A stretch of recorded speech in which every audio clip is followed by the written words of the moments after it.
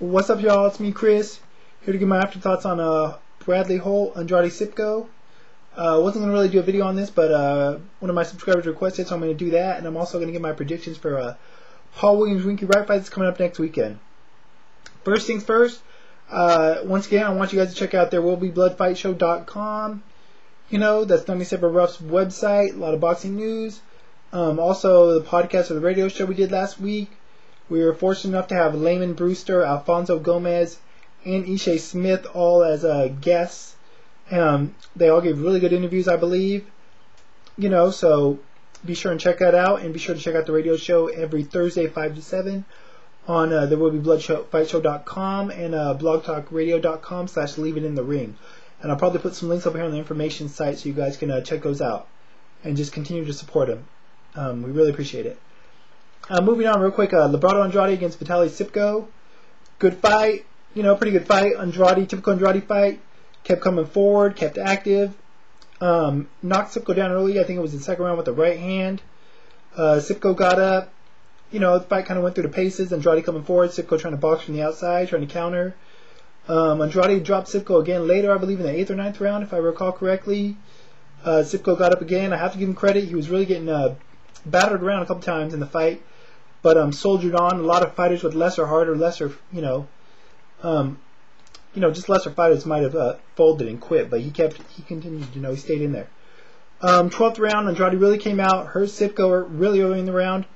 He really threw it on him, put it on him. I thought he was going to finish him, but once again, credit to Tsypko, showed his heart, regathered himself, and came back and fought strong, and actually had a few good moments himself in the 12th round. But Andrade got to unanimous decision, deservingly so. And now he's going to get the rematch, I guess, with Lucien Bute for the IBF light heavyweight title. Looking forward to seeing that, especially the way the first fight ended. Really looking forward to seeing the rematch. And hopefully they'll have it up there in Canada again, because the atmosphere and the fans really get into it, and it really makes the fight that much more exciting. And I'm looking forward to seeing Andrade fight again. I always like watching him fight. He gives a really honest effort, you know, isn't afraid to get hit, you know, take two to give one back, and just always puts on a pretty good, exciting fight, win or lose. Next up, we got Timothy Bradley against Kendall Holt. This fight pretty much went the way I thought it would, with two huge exceptions. And those exceptions being the two huge knockouts by Kendall Holt. Or knockdowns, I should say, my bad. First round, he caught Timothy Bradley with a huge left. Absolutely twisted Tim Bradley's head. When you saw him land that punch, it looked like it might have been over with, you know, to be honest. If you go back and look at it, Timothy Bradley's eyes rolled in the back of his head. But props to Timothy Bradley, as the announcer stated, being in such good physical shape. He was able to get up right away, went back, took a knee, regathered himself to recuperate. Smart move by him, and made it through the round. From there on out, Timothy Bradley pretty much controlled the fight, to be honest. Pushed the pace, you know, kind of cut off the ring, chased Holt around, went to the body a lot, mixed up his punches, you know. Another thing I really liked that Timothy Bradley did in there is whenever they got tied up, he would throw little punches to the sides, to Holt's body and head. They didn't really have a lot of effect on him. He was just doing it kind of to annoy Holt, and you could tell it was getting under Holt's skin. Along with that, and a few incidental headbutts were really getting to Holt. You know, you could tell, especially in the 7th round, he got really frustrated. You could tell he really lost his composure there for a second, but you know, he got back in there and continued on with the fight.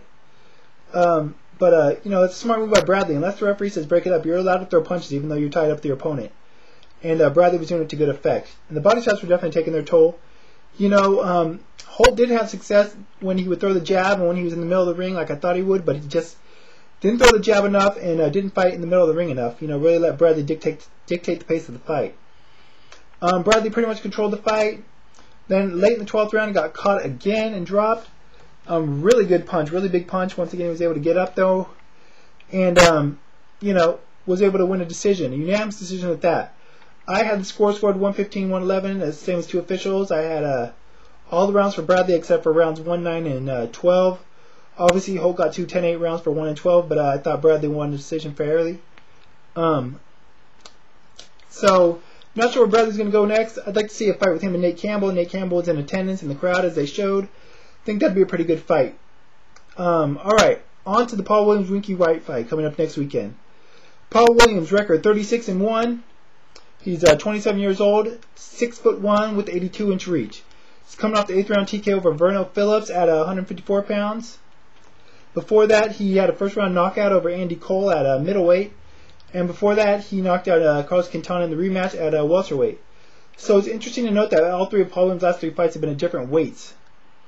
You know, really going out there to prove pound for pound that he's willing to fight anybody out there, as he says.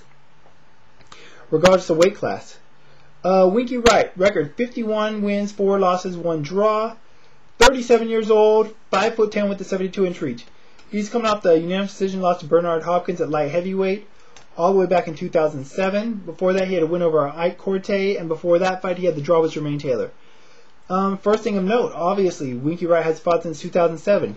He's been off for a long time. Said he hasn't been able to secure fights. Nobody's really wanted to fight him.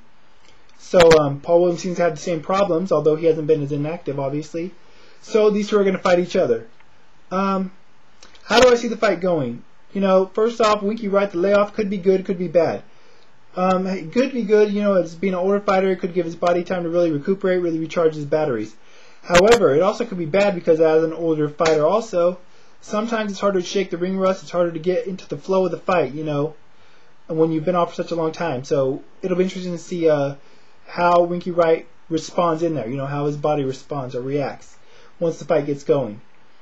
Paul Williams, obviously, as I said, the bigger fighter, taller, the much longer reach, and has a youth advantage.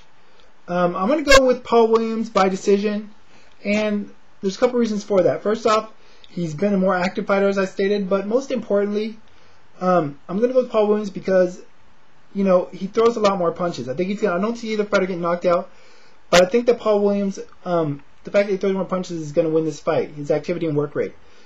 One of the main reasons is because Winky Wright, you know, when he's not throwing, he goes into a defensive mode. Puts up his hands, high guard, just takes punches, you know what I'm saying? Defends him well, very good defensive fighter. But he doesn't throw until the other fighter stops throwing, then he'll go on his attack. The problem there is Paul Williams doesn't stop throwing a lot. You know, Paul Williams throws a lot of punches. I'm not saying he's going to be throwing non-stop, but he's going to be definitely the more active fighter. And when he's throwing, Winky's going to be on the defensive, and he's not going to be able to win a lot of those rounds, especially in the judges' eyes. I do think Winky Wright's a little bit better of a technical fighter here. Not much, but a little bit. And I do think, you know, Paul Williams isn't the hardest fighter to hit, as demonstrated in the Margarito and first Quintana fights. So when Winky does throw, I think he'll be able to, you know, land pretty clean, effective shots, you know, here and there. I think he'll have his moments. I think he'll be able to win quite a few rounds. But like I said, I just think that Paul Williams' work rate and activity rate is going to win him the fight, win him a decision. You know, like I said, I don't see either fighter getting knocked out. Paul Williams has pretty good power, but we've never seen Winky Wright knocked out. Never really even seen him really hurt, to be honest. And I don't see Winky knocking out Paul Williams. I think Paul Williams taking a lot harder shots than what Winky's probably going to put on him. You know, it should be a pretty good technical fight. They have very, not similar styles, but they're both, you know, slick technical boxers. But I'm looking forward to it. I think Paul Williams is going to win this fight, as I said. You know, just being the more active fighter. So, might be back on Sunday to give my afterthoughts. I don't know. It's Easter Sunday. I got a lot of stuff planned, so not sure if I'm going to have time to or not. But if so, I'll see you then. But if not, you know, see you whenever the next round of predictions come or whatnot. But be sure to check out the WillBeBloodFightShow.com. Support the site, support the radio show if you could.